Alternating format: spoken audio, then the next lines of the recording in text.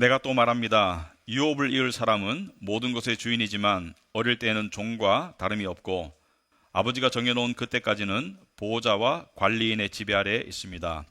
이와 같이 우리도 어릴 때에는 세상에 유치한 교훈 아래에서 종 노릇을 하였습니다.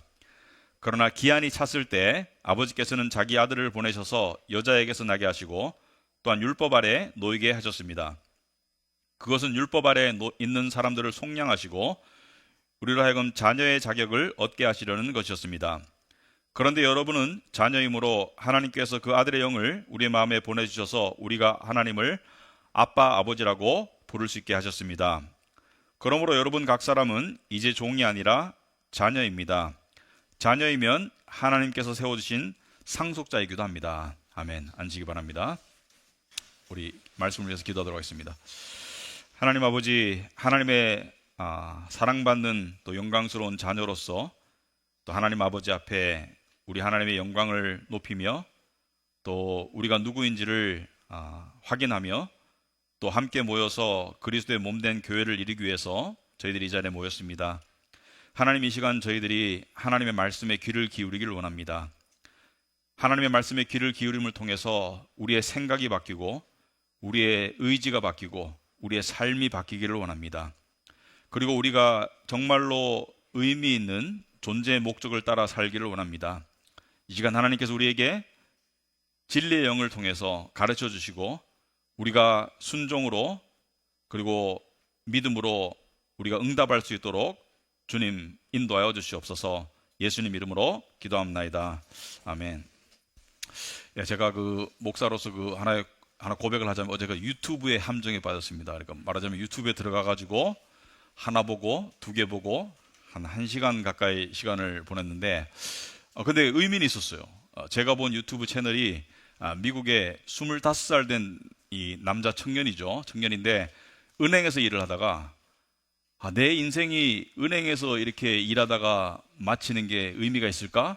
그래서 인생을 오래 산 사람들을 이제 인터뷰하는 유튜버가 됐어요. 은행을 그만두고. 그래가지고 이제 최소한 80세 가까운 이상, 그리고 제일 많은 고령자는 제가 다는 안 보고 한 몇 번 봤는데 105세 1920년생까지 이제 남녀 또 부부 이렇게 인터뷰를 하는 영상을 봤는데 이 유튜버가 하는 질문이 여러 가지가 있는데 대충 이런 것입니다. 만약에 당신이 지금 85세면 지금 기분이 어떠세요? 85세 지금 현재 상태 기분이 어떠세요? 그리고 과거로 돌아가서 20살, 25살 때, 자기와 같은 25살 때 과거로 돌아간다면 그때 당신에게 뭐라고 충고를 해주고 싶습니까? 인생을 어떻게 살라고 이렇게 충고를 해주고 싶습니까? 여러 가지를 물어봐요. 여러 가지를 물어보는데, 그리고 또 공통적인 질문 중에 하나가 이겁니다. 세상이 지금 80년 또는 105년을 사셨는데, 세상이 살기가 어떻게 됐습니까? 나아졌습니까? 아니면 어떻게 됐습니까? 그러니까 정말 100% 이구동성으로 세상이 살기가 훨씬 어려워졌습니다. 세상이 점점 더 살기가 어려워졌답니다.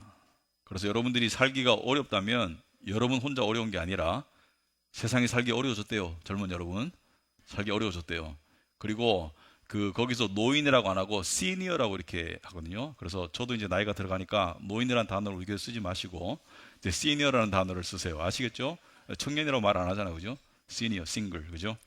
어쨌든 간에 근데 그 중에 한 분이 참 인상 깊었던 이 시니어 분인데 83세 시니어. 그죠?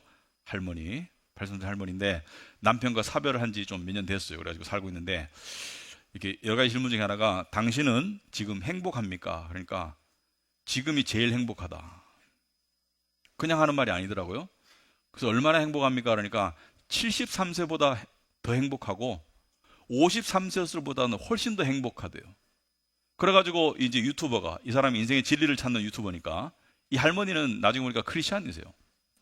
근데 유튜버는 크리스찬이 아니고 근데 물었습니다. 그 행복한 이유가 뭐예요? 그러니까 왜 행복하세요? 그러니까 자네는 아직까지 나이가 좀 젊기 때문에 이거를 깨닫지 못했을 가망이 많은데 나는 수십 년을 통해서 생각하면서 깨달은 것이 이것이다. 나는 내가 누구인가를 점점 더 확실하게 깨달았다. 그리고 나는 내가 어디를 가는지를 깨달았다. 내가 누구인지를 깨닫고 어디를 가는지를 깨달았기 때문에 나는 나를 훨씬 더 사랑할 수 있게 되었다. 이기적으로가 아니라 훨씬 더 인간적으로 나를 사랑할 수 있게 되었다. 이렇게 대답을 하더라고요. 근데 그 밑에 이제 댓글이 많이 달렸어요. 네, 이 영어 유튜브입니다. 달렸는데 보니까 이제 크리스찬들이 댓글을 많이 달았어요. 아멘. 나도 똑같이 생각합니다. 당신이 우리 옆집에 살았으면 너무 좋겠습니다. 뭐 이런 댓글들이 많이 달리더라고요. 근데 오늘 본문이 그거와 관계가 있는데, 이 83세 할머니가 겪은 변화, 수십 년 동안 겪은 변화가 어떤 변화였을까? 저는 오늘 본문과 관련이 깊다고 생각했습니다. 오늘 본문에 보시면은 두 개의 대립되는, 병립되는 단어가 나오죠. 하나는 종, 하나는 자녀라는 단어가 나옵니다. 다른 말로 상속자. 이게 종과 자녀라는 단어는, 그러니까 하나님과의 관계 속에서 종이냐 자녀냐, 나는 하나님의 종이냐. 여기서 말하는 종이라는 것은 하나님을 섬기는 자로서의 종이 아니라 율법 아래 사로잡힌, 그러니까 갇힌 종, 그러니까 좀 부정적인 의미에서 종이라고 쓰였고, 자녀는 하나님의 자녀의 신분을 얻은 아주 복된 그런 의미로서 쓰였는데, 이 하나님과의 관계 속에서 종의 입장에 있다가 자녀의 신분으로 바뀌는 것이 구원이라고 봅니다. 율법 아래 유대인들이 종의 입장에 있다가 자녀의 신분으로 하나님께서 불러주셔서 자녀의 신분으로 바뀐 것이 구원이다. 근데 오늘 설교 제목에 제가 썼지만은 종의 생각과 자녀의 생각에는 많은 차이가 있습니다. 그래서 구원받은 자들은 자녀의 생각으로 살아가는 자들이 구원받은 자들인데, 여전히 종의 생각 속에 사로잡힌 부분들이 있다.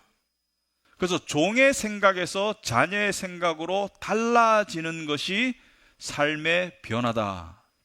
이런 큰 전제를 가지고 오늘 본문 말씀을, 먼저 본문을 설명하고 제가 적용을 이해할 텐데, 1절에 보시면은 내가 또 말합니다. 유업을 이을 사람은 모든 것의 주인이지만 어릴 때에는 종과 다름이 없다. 이렇게 말하고 있죠. 그죠? 유업을 이을 사람은 상속자, 자녀죠. 그죠? 자녀는 아버지의 유산을 잇는 자가 자녀고, 그런데 어릴 때에는 종과 다름이 없다. 이것은 유대인들에게 너희들이 어릴 때에는 율법의 종으로 살았다. 이렇게 말을 하는 거예요. 나중에는 상속자가 될 수 있지만, 쉽게 설명하자면은 어느 재벌 기업에 이제 후계자가 정해져요.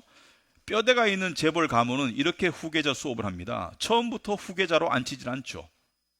검증이 되고 훈련이 돼야 되니까. 그래서 어떻게 해요?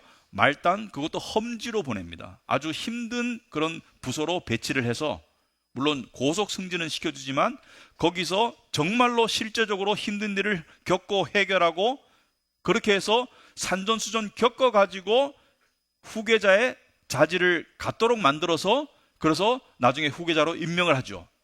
그래야지 이 회사가 튼튼해질 수 있기 때문에. 그러니까 후계자의 신분이지만 어렸을 때는 이 종업원의 신분으로, 그것도 아주 힘든 종업원의 삶을 살도록 하는 것이 이게 순서였습니다. 그럴 때 후견인을 붙여주죠. 예를 들어서 뭐 임원이나 부서장을 붙여줘서 쟤를 내 아들이라고 생각하지 말고 정말 따끔하고 그리고 정도로 혹독하게 훈련과 그리고 경험을 쌓도록 해서 나중에 이 기업을 물려받았을 때 정말 부족함이 없는 그런 후계자로 만들어다오. 이렇게 부탁을 합니다. 그 내용이 2절에 나와 있죠. 아버지가 정해놓은 그때까지는 보호자와 관리인의 지배 아래에 있습니다. 자, 그렇다면 갈라디아서를 받았던 유대인들과 소수 이방인들에게 이 보호자와 관리인과 지배의 아래에 있다는 것이 무엇을 의미했는가? 이와 같이 3절에 우리도 어릴 때에는 세상의 유치한 교훈 아래에서 종노릇을 하였습니다. 이게 번역이 조금 아쉽습니다.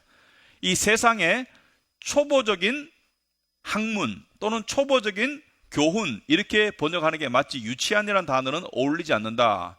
그래서 그 개역개정에는 초등학문이라고 되어 있죠. 여기서 유대인들에게 초등학문, 초보적인 학문은 뭐냐면 율법이었습니다.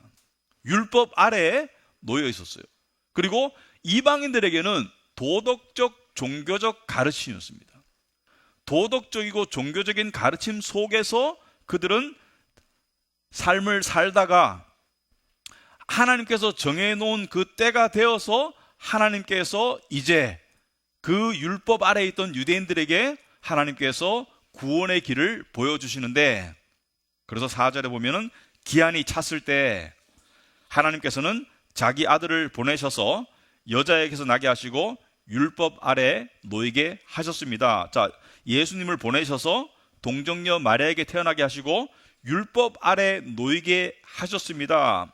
그것은, 예수님께서 율법 아래 놓인 것은 율법 아래에 있는 사람들을 속량하시고 구원하시고 우리로 하여금 자녀의 자격을 얻게 하시려는 것이었습니다. 한마디로 말하자면 우리가 종의 신분에서 하나님의 자녀의 신분으로 극적인 변화와 전환이 이루어질 수 있는 유일한 이유는 바로 예수께서 율법 아래에 놓였기 때문이죠. 자, 율법 아래에 놓였다는 것은 두 가지를 의미합니다. 예수께서 율법의 의무를 담당하시고 율법의 저주를 담당하셨다. 율법의 의무와 율법의 저주를 담당하셨다. 그래서 율법의 의무를 담당하셨다는 것은 예수께서 우리가 지키지 못한 그 율법, 그러니까 우리가 율법을 완벽하게 지켰으면 거기로부터 의를 얻을 수 있습니다, 이론적으로. 그러나 우리는 죄성을 가지고 있기 때문에 그것을 지킬 수 없고 어기기만 할 뿐인데, 예수께서 율법을 온전하게 지키심으로, 그 의무를 완수하심으로 의를 이루셨다. 우리 대신 하나님 앞에 의롭다고 여김을 받으셨다. 그래서 예수님께서는 당신 스스로에게서 나오시는 존재적인 의와 율법 지킴을 통한 이루신 의를 얻으셔서 누구에게 주셨어요? 하나님의 자녀가 될 우리 성도들에게 주셨다. 그래서 우리가 의의 자격을 받았다. 그리고 또 율법의 저주를 담당하셨다. 율법 어김에 대한 그런 저주, 하나님의 심판과 저주를 십자가에서 담당하셨다. 그러니까 우리의 죄의 대가를 율법의 저주를 통해서 예수께서 담당하셨다. 그러니까 율법을 통해서 의무와 저주를 다 담당하셨다. 예수님의 삶을 통해서 율법을 이루셨고 예수님의 죽으심을 통해서 율법의 저주를 담당하셨다. 그래서 우리의 죄를 가져가시고 저주받으심으로 우리에게 의를 주셨다. 저는 이것을 역사상 가장 불공평한 교환이라고 제가 이름을 지었습니다. 왜? 우리는 죄밖에 드린 게 없는데 예수님은 우리에게 의를 주셨어요. 그러니까 나는 빚쟁이로서 빚을 줬는데 보화를 주셨어요. 빚만 갚아주신 것이 아니라 빚을 갚아주시고 우리를 풍요케 하셨다. 그래서 그것을 고린도후서 5장 21절에 사도 바울은 한 문장으로 이렇게 설명하죠. 하나님께서는 죄를 모르시는 분에게 우리 대신으로 죄를 씌우셨습니다. 죄를 모르시는 분에게 우리 대신 죄를 씌우셔서 우리의 죄를 예수님께 전가하시고, 그것은 우리가 그리스도 안에서 하나님의 의가 되게 하시려는 것입니다. 의를 우리에게 전가하셨다. 그래서 이것을 신학적인 용어로 이중전가라고 합니다. 이중전가. 우리의 죄를 그리스도에게 전가시키고 그리스도의 의가 우리에게 전가되었다. 그래서 이중전가라고 한다. 이것은 역사상 가장 불공평한 교환이죠. 빚을 줬는데 보물을 준 거예요. 똥을 줬는데 금을 준 거. 그 이상이죠. 그죠? 죄를 드렸는데 우리에게 의를 주셨다. 그래서 우리는 오직 예수 그리스도를 통해서 하나님의 자녀의 신분이 되었다. 이미 여러분들이 믿고 있는 내용이죠. 자, 그렇다면 자녀가 된다는 것은, 특별히 하나님의 자녀가 된다는 것은 7절에 그러므로 여러분 각 사람은 이제 종이 아니라 자녀입니다. 자녀이면 하나님께서 세워주신 상속자이기도 합니다. 우리는 상속을 받을 상속자가 되었다. 이 상속에는 많은 것들이 포함되어 있습니다. 많은 것들이 포함되어 있어요. 이미 우리는 상속을 받기 시작했어요. 그러니까 한꺼번에 주어지는 상속이 아니라 이미 영생을 받았고, 이미 하나님 나라의 백성의 이 신분을 상속받았고, 그리고 우리 안에 성령께서 임하셨고, 그리고 앞으로 받을 상속도 많죠. 천국의 영광도 상속으로 받을 것이고, 그리고 하나님을 만나는 그 상속, 그 그 감격, 그 관계의 완성도 우리가 이룰 것이다. 그러니까 말로 표현할 수 없는 많은 것들을 우리가 상속으로 받을 것이다. 자, 이제부터 제가 적용을 이야기할 텐데 지금부터가 중요해요. 여러분, 제가 아까 서두에 그랬죠. 종의 신분에서 자녀의 신분으로 되었는데 오늘 설교 제목이 종의 생각과 자녀의 생각이다. 여러분, 생각을 제가 어떤 의미로 쓰고 있냐면, 생각은 윌리엄 펄킨스라고 16세기 영국의 유명한 청교도 신학자인데, 이분이 이렇게 말했습니다. 우리 영혼의 핵심은 생각이다. 우리 영혼의 핵심은 생각이다. 생각이 바뀌면 의지가 바뀌고, 의지가 바뀌면 삶이 바뀐다. 생각이 바뀌면 의지가 바뀌고, 의지가 바뀌면 삶이 바뀐다. 그래서 성화를 생각을 빗대서 표현하자면 말씀의 진리를 통해서 생각이 바뀌는 게 우리 핵심의 영혼이 바뀌는 거예요. 생각이 바뀌는 게. 생각이 바뀌는 게. 그런데 어떤 사람이 이랬습니다. 이 설교 말씀을 들었어요. 그리고 감동을 받았어요. 근데 삶이 안 바뀌어요. 그건 뭐냐면 생각이 바뀐 게 아니라 생각이 자극 상태에 머물다가 돌아간 거예요. 여러분, 생각을 바꾼다는 것은 엄청나게 어렵습니다. 복원성이 강하기 때문에. 육신의 복원성이 강하기 때문에 초기 값으로 돌아가는 게 엄청 힘든데, 생각이 바뀌려고 하다가 팩 돌아가고, 바뀌려고 하다가 확 돌아가고, 그런 거 여러분 많이 경험하죠, 그죠? 생각이 바뀐다는 게 엄청나게 어려운데, 생각이 바뀌면 의지가 바뀌고, 의지가 바뀌면 삶이 바뀐다. 자, 그런데 종의 생각에서 자녀의 생각으로 바뀐다는 게 무슨 뜻인가? 그러면 종의 생각은 뭐고 자녀의 생각은 뭔가? 이런 걸 제가 지금 이야기를 하고 싶어요. 자, 종은 근본적으로 이런 생각을 가지고 있습니다. 종은 주인을 향해서 저분으로부터 내가 무언가를 얻으려면 노력해야 돼. 이게 종의 생각입니다. 내가 한 만큼 저분이 대가를 주실 거야. 이게 종의 생각이에요. 자녀의 생각은 뭐예요? 저분이 내 아버지니까 아버지의 것은 내 것이야. 이게 자녀의 생각입니다. 아버지의 것은 내 것이야. 여러분, 유산이라는 것을 우리나라에서는 조금 부정적으로 좀 보는 경향도 있어요. 뭐 금수저, 은수저 하면서. 그러나 유산은 부정적인 게 아닙니다. 유산은 성경적인 거예요. 부모의 성품, 부모의 재물, 부모의 어떤 삶의 궤적을 자식이 물려받는 것은, 그것은 당연한 귀결입니다. 그런데 예를 들어서 종과 자녀가 같이 기도를 해요. 근데 종의 마음과 자녀의 마음의 동기가 달라요. 종은 이렇게 생각합니다. 내가 기도를 이렇게 열심히 하니까, 내가 이렇게 기도를 열심히 하고 오래 하니까 주인인 하나님께서 나에게 복을 주실 거야. 이게 종의 생각입니다. 자녀는 왜 기도하나요? 자녀는 아버지를 알기 위해서, 아버지와 함께하기 위해서 기도하는 거예요. 그러니까 자녀는 아버지와의 관계를 돈독히 하기 위해서 기도하는 것이지, 아버지로부터 뭔가를 얻어내려고 기도하는 게 아니라 아버지로부터 그냥 요청하는 거예요. 아버지께. 아버지, 저에게 필요한 걸 주세요. 여러분, 많은 자녀들이 요즘에 부모에게 종의 입장으로 다가가는 자녀들도 많아요. 내가 아버지에게 노력하고 아버지를 방문해서 아버지로부터 유산을 많이 얻어야지. 이거 종의 마음이에요. 이건 정상적인 부모 자식 관계가 아닙니다. 정상적인 부모 자식 관계는 그냥 아버지를 아버지로 알고 교제하기 위해서 아버지께 다가가고, 아버지는 자연스럽게 자식에게 유산을 주는 게, 이게 부모 자식 간의 정상적인 관계예요. 그래서 이 종의 마음과 생각과 자녀의 생각은 많이 달라요.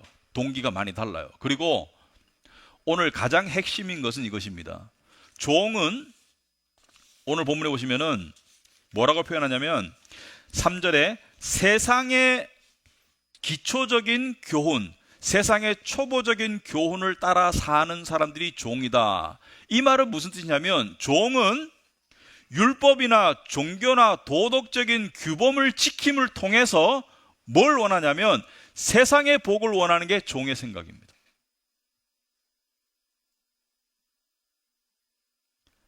그러나 하나님의 자녀는 신령한 복을 추구하는 게 하나님의 자녀입니다. 생각이 달라요.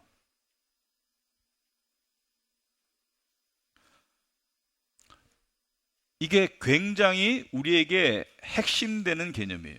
종은 까짓 것이 주인을 만족시켜서 세상의 복을 받는 것이 종의 초미의 관심사라면 자녀의 주된 관심사는 생명과 평강이라는 영적인 복을 누리는 것이 자녀의 주된 관심사입니다. 이게 왜 중요하냐면 여러분이 세상의 복을 바라지 않고 영적인 복을 더 바란다 해가지고 세상의 복이 줄어들지도 않습니다. 그러나 세상의 틀 속에 갇힌 종은 기본 감정 모두가 두려움이에요. 불안이고 그리고 상실감과 박탈감과 교만과, 그러니까 종은 그러한 부정적인 감정 속에 갇혀 사는 게 종이에요. 종은 늘 불안해요. 그러나 자녀는 아버지를 알아가면 알아갈수록 점점 더 평강하고 안전감을 느끼고 그리고 소망이 생겨요. 여러분, 그 놀라운 게 예수님께서 너희는 근심하지 말아라, 두려워하지 말아라, 이 말씀을 너무 많이 하셨습니다. 사랑하는 제자들에게 그 연약함을 알기 때문에 두려워하지 말아라, 근심하지 말아라. 근데 여러분에게 누군가가 근심하지 마세요, 두려워하지 마세요 이렇게 말하면 솔루션을 줘야 될 거 아니에요. 그냥 말로만 하면 안 되잖아요. 근데 예수님께서 주신 솔루션이 종의 생각의 솔루션을 주지 않고 자녀의 생각이 지향해야 될 영적 솔루션을 주신 것이 대표적인 부분이 요한복음 14장이죠. 요한복음 14장에 보시면은 우리가 좋아하는 말씀이에요. 너희는 마음에 근심하지 말아라. 근심하지 말아라. 자, 당시 사람들의 근심의 가장 커다란 원인은 오늘날도 마찬가지겠지만 경제적인 원인, 질병적인 원인, 그런 세상의 육신적인 원인이 많았을 텐데 솔루션으로 준 건 뭐냐면 마음에 근심하지 말아라. 하나님을 믿고 또 나를 믿어라. 솔루션이 영적이에요. 그리고 또 솔루션이 내 아버지의 집에는 있을 곳이 많다. 자, 내가 너한테 서울에 아파트 한 채 줄게 이렇게 하지 않고 천국의 아버지의 집에는 네 거할 곳이 많고 내가 너희가 있을 곳을 마련하러 가서 있을 곳을 마련하고 가고 난 다음에 3절에 마련하면 다시 와서 너희를 나에게로 데려다가 내가 있는 곳에 너희도 함께 있게 하겠다. 그러니까 뭐예요? 미래에 일어날, 천국에서 일어날, 천국에 들어갈, 천국에 머물 거처를 마련하고 난 다음에 내가 다시 와서 재림을 말씀하시죠. 그죠? 재림하셔서 내가 너희를 데려갈 거야. 이거를 세상 근심에 대한 솔루션으로 주셨어요. 여러분, 종의 생각으로는 세상의 근심을 이길 수 없습니다. 자녀의 생각을 가져야 돼요. 이게 굉장히 어렵지만 중요한 겁니다.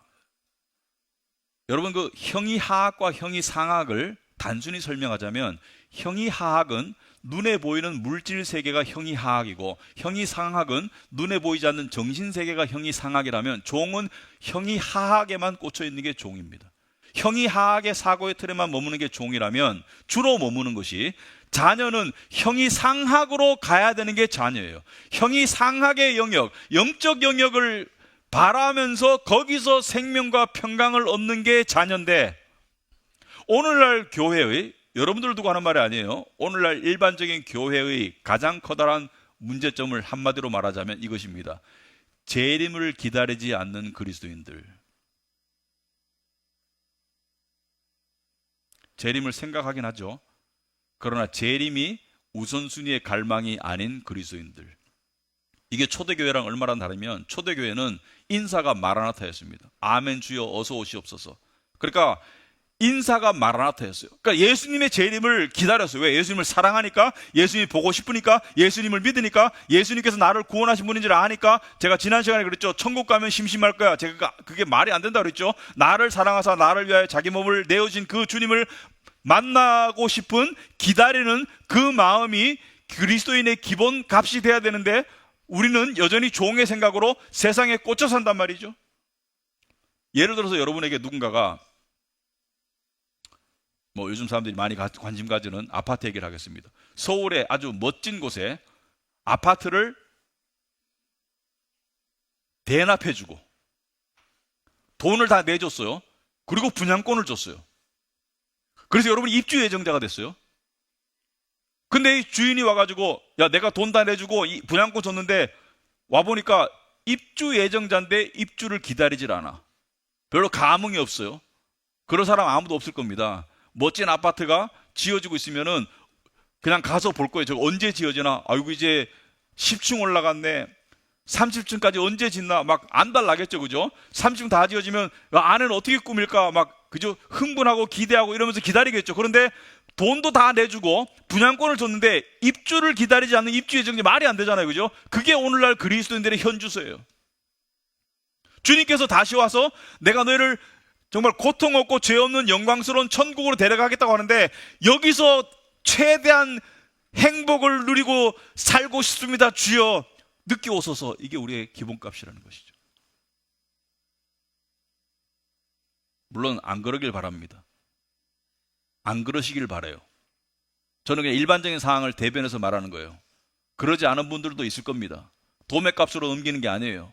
그러나 오늘날 그리스도인들의 현주소가 뭐냐면 종의 마음으로 이 땅에서 복을 하나님께 최대한 달라고 하는 것이 오늘날 그리스도인들의 마음이지, 영생과 내세와 주님의 재림과 천국에 대해서는 관심이 현저히 떨어지는 것이 오늘날의 모습이에요. 그러니까 아까 유튜버 이야기로 돌아가자면 삶이 그리스도님에도 불구하고 메마르고 두렵고 불행하고 답답한 거예요. 나이 드신 분들이 다 이규동성으로 하는 말이 이렇게 그 유튜버 물었습니다. 인생의 행복의 가장 첫째 조건이 뭐라고 생각하십니까? 80, 90, 100살 산 사람들에게 물으니까 이것도 답이 같아요. 이것도 답이 같더라고요, 신기하게. 뭐가 제일 중요하다고 생각하십니까? 말하니까 전부 하는 말이 관계랍니다. 관계. 관계가 제일 중요하다. 그러니까 가깝게는 가족과의 관계 또는 지인들과의 관계, 그러나 우리에게 가장 중요한 관계는 뭐예요? 자녀로서 하나님과의 관계가 가장 중요하죠. 근데 하나님과의 관계 속에서 여러분 누군가와 관계를 맺고 있는데 내가 A와 관계를 맺고 있어요. 근데 A가 나를 안 보고 싶어 해. 그것만큼 마음 섭섭한 일이 없을 거고, 근데 A가 나를 찾기는 찾아요. 맨날 전화 와서 그래요. 야, 나한테 줄 거 없어? 응? 맨날 필요할 때만 연락하는 사람이 있죠, 그죠? 아주 얄밉죠, 그죠? 그냥 보고 싶어서 전화 오면 무조건 이것도 뭐가 필요하구나, 뭐 돈 필요하거나 도움 필요하거나 뭐 필요하고, 필요할 때만 나를 찾지, 나를 위해서 나를 찾지 않는 사람 볼 때 이 친구가 안 되죠. 하나님이 똑같은 심정이 있을 것 같아. 그냥 세상적인 필요에 의해서만 하나님을 찾지, 하나님을 찾는 사람이 너무 적은 시대를 오늘 살고 있는 거예요. 아니, 예수님 입장에서는 이들을 위해서 내가 내 생명을 내어줬는데 나의 다시 오음을 기다리지 않는 이들이 예수님의 마음을 얼마나 섭섭하게 할까? 신약 성경을 읽다 보면 예수님 시대에 좀 특이한 종교 지파가 있습니다. 바리새인과 이 대립각을 세우는 사두개인들이 이 유래가 그 많은 학자들은 다윗 왕 시대 제사장 사독의 후예들이다. 사두개인들도 레위인이었고요, 종교 지도자들이었고 종교적인 열심이 대단했는데 이들이 뭘 안 믿었어요? 부활과 내세를 안 믿었어요. 이들은 사람이 죽으면 소멸되는 영혼 소멸설을 주장하면서 부활과 영생을 안 믿었습니다. 천국을 안 믿었어요. 부활도 안 믿고. 그런데 왜 예수 믿지? 그런데 왜 하나님을 믿지? 이상하지 않아요, 그죠? 아니, 부활도 안 믿고 내세도 안 믿는데 왜 하나님을 믿지? 왜 믿었냐면 이 땅에서의 복을 위해서 믿었는 거예요. 이 땅에 꽂혀 산 종들이었습니다. 종들 중에 상종들이 바로 사두개인들이었습니다. 그런데 오늘날 교회 안에 사두개파 교인들이 많은 것 같아요.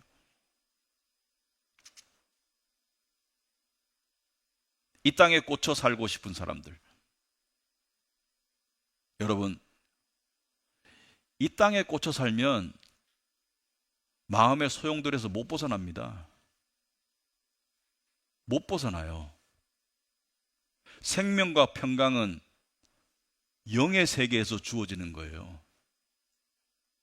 영의 세계를 추구하지 않으면 이 땅에서 못 벗어나요.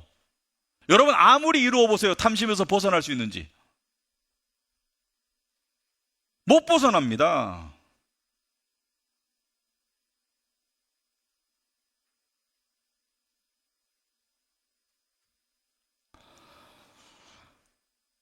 우리가 이 땅에서 무엇을 소유하든 간에 그건 일시적인 거예요. 소유권이 내 앞으로 등기돼 있더라도 나의 소유권은 일시적인 거예요. 그러나 우리에게는 영원한 상속이 있는 거예요. 우리가 하나님께로부터 받은 영원한 소유물이 있는 거예요. 그 가치를 더 크게 보고 그것을 맛볼 줄 아는 것이 자녀의 생각입니다. 아까 그 83살 먹은 할머니가 한 말이 그 뜻이에요. 나는 내가 누구인 줄 알고 하나님의 자녀인 걸 알고 나는 내가 어디를 가는지를 알게 되니까 나를 더 사랑할 수 있게 됐고 나는 지금이 가장 행복해요. 여러분 나이 들수록 더 행복해지십니까? 하나님 때문에? 여러분의 개인적인 삶이, 여러분의 가정생활이, 여러분의 삶 전반이 점점 더 풍성해집니까? 하나님의 은혜를 통한 관계 맺음을 통해서? 여러분은 하나님의 뜻에 따라서 하나님과 관계를 맺고 가족과 관계를 맺어가며 살고 있습니까? 가장 중요한 걸 놓치는 거예요.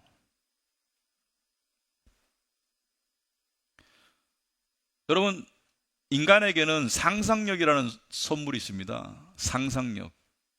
이 상상력, 이것이 하나님을 향해서 여러분 상상해 본 적이 있습니까? 여러분 하나님 만나면 뭐 하고 싶어요? 여러분 하나님 만나면, 주님 만나면 뭘 하고 싶어요? 저는 묻고 싶은 게 너무 많아요. 묻고 싶은 게 너무 많아요. 첫째는 왜 나를 택하셨는지를 묻고 싶습니다.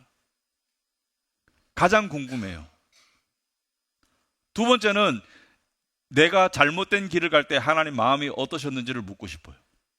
세 번째는 간혹 내가 정신 차리고 돌아올 때 하나님 기쁘셨는지 묻고 싶어요. 하나님, 제가 정신 차렸을 때 기쁘셨나요? 종의 생각은 이거예요. 종의 생각으로는 세상을 못 이깁니다. 종은 이거예요. 세상에 최대한 협조하고 부응하면서 세상 속에서 세상이 정한 세상의 기본적인 이치 속에 열심히 살아가면서 세상의 비위를 맞춰가면서 세상의 이치에 순응하면서 최대한 삶의 피해를 돌보려는 게 종의 마음입니다. 그러나 그 속에는 진정한 만족이 없습니다. 진정한 평강도 없고요. 하지만 자녀는 달라요. 자녀는 세상보다 훨씬 큰 분이 하나님이라는 것을 알기 때문에 그 하나님을 통해서 세상을 이깁니다. 세상을 이기는 것은 믿음이라고 그랬잖아요. 하나님이 크시기 때문에 하나님의 자녀로서의 그 마음이 강해지면 세상을 이기게 되는 거예요.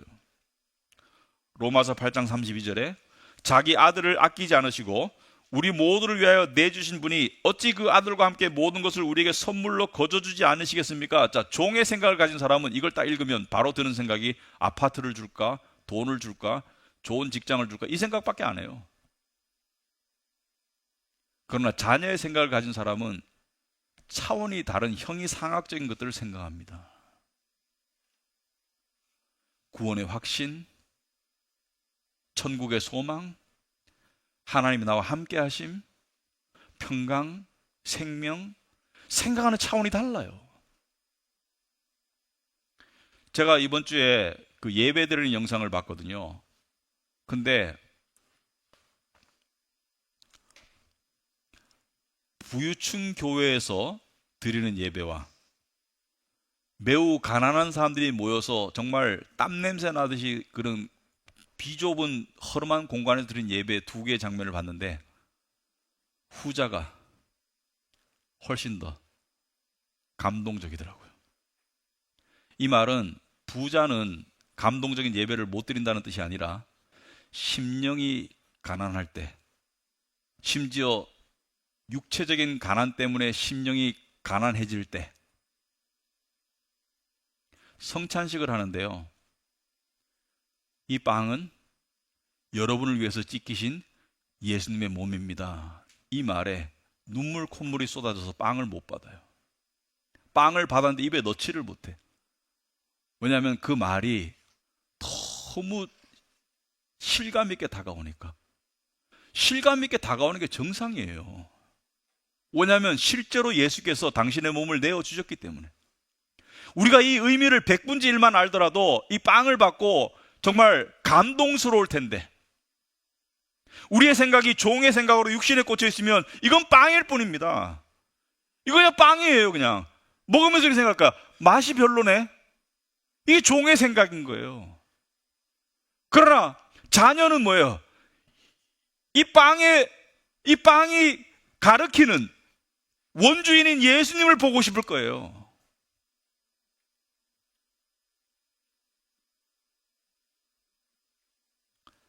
하나님의 사랑의 증거는 뭐죠? 우리는 하나님의 사랑의 증거를 세상 속에서 찾으려고 할 때가 많습니다. 세상 속에서도 일반 은총 아래서 여러분에게 좋은 직장을 주시고 좋은 집을 주시면 감사하세요. 그거 나쁜 거 아닙니다. 감사하세요. 하지만 그거는 안 믿는 사람도 받을 수 있는 증거잖아요. 그죠? 그건 특별한 증거는 아니에요. 그죠? 하나님의 사랑의 특별한 증거는 뭐예요? 내적으로 각인된 하나님이 나의 아버지고 너가 나의 사랑하는 자녀야. 나는 너를 얻기 위해서 내 아들을 내어줘서, 이게 하나님의 사랑의 증거죠. 여러분, 은혜가 정말 임하잖아요. 하나님의 은혜가 임하면 눈물이 나고 그러죠. 근데 하나님의 은혜가 정말로 임하면 눈을 감던가요? 눈을 뜨던가요? 사람들이 한번 살펴보세요. 대부분이 눈을 감아요. 왜 눈을 감는지 아세요? 그 순간을, 그 하나님의 은혜가 임한 그 순간을 눈에 보이는 이 다른 것에 의해서 방해받고 싶지 않은 거예요. 알겠습니까? 하나님의 은혜가 임했는데 눈에 보이는 다른 것에 의해서 방해받고 싶지 않은 거예요. 무슨 말이냐면 자녀의 상황에 들어갔을 때 이 세상의 것들을 통해서 방해받고 싶지 않은 거예요. 하나님의 은혜를 정말로 느끼려면 초월적인 마음이 돼야 됩니다. 종의 마음으로만은 하나님의 은혜를 담을 수가 없어요.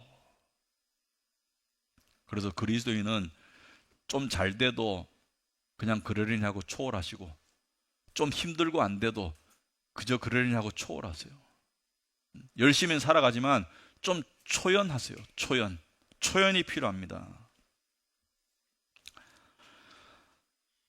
정상적인 가정에서는 부모의 집, 부모의 어떤 음식, 부모의 온기를 그리워합니다. 가고 싶어해요. 여러분, 천국을 그리워합니까? 주님의 재림을 기다립니까? 제가 본 회개 기도 중에 가장 커다란 회개는 하나님을 향한 회개였습니다. 하나님, 제가 도둑질했어요. 제가 음란한 죄를 저질렀어요. 제가 거짓말했어요. 그런 차원의 죄가 아니라, 하나님, 제가 하나님을 이렇게밖에 사랑하지 못하는 것을 용서해 주세요. 하나님의 그 크신 사랑에 빗대어볼 때 나는 하나님을 너무 적게 사랑하는 이 모습을 용서해 주세요. 그 회개가 정말로 가슴을 찌르더라고요. 여러분, 그런 회개 해본 적 있습니까? 최근에?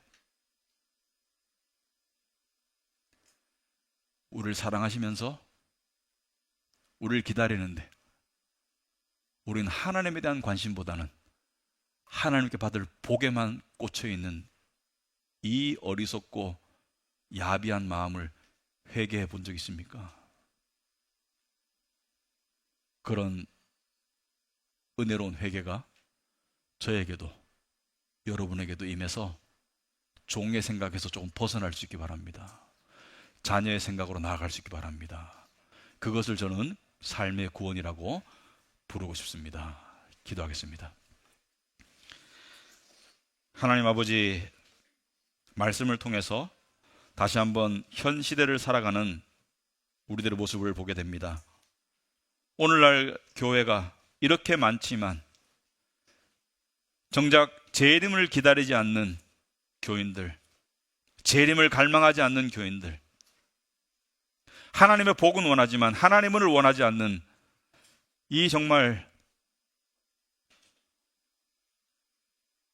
신성모독이 믿지 않는 자들에서 행해지는 것이 아니라 알면서도 하나님을 모욕하는 우리들에 의해서 저질러지고 있음을 회개할 수 있도록 주님, 회개의 영을 부어 주시옵소서. 아버지 하나님, 하지만 그럼에도 불구하고 우리를 여전히 사랑하시고 여전히 받아주시고 여전히 기다려주시는 그 은혜에 감사하며 그 모든 은혜가 가능토록 해주신 우리 예수 그리스도의 그 놀라운 십자가의 은혜, 감사와 찬송과 존귀와 영광을 올려드립니다. 그분의 이름으로 감히 기도를 올립니다. 아멘.